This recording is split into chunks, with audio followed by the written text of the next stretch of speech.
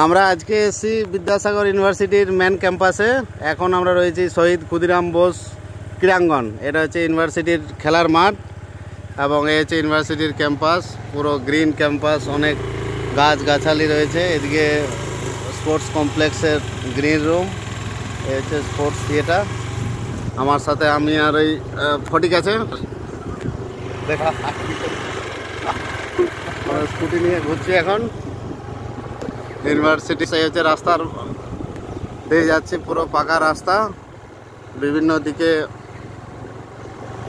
Signage রয়েছে। আজকে weather বেশ ভালো রয়েছে, সামার হলেও যেহেতু এখানে অনেক গাছগাছালি রয়েছে।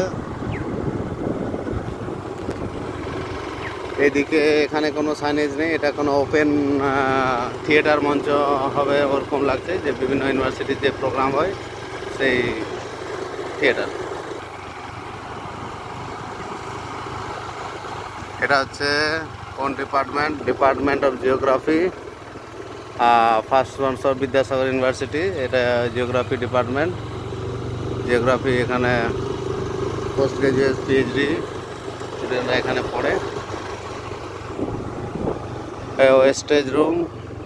এটা হচ্ছে চলে আসছি আমরা বিদ্যাসাগর ইউনিভার্সিটি।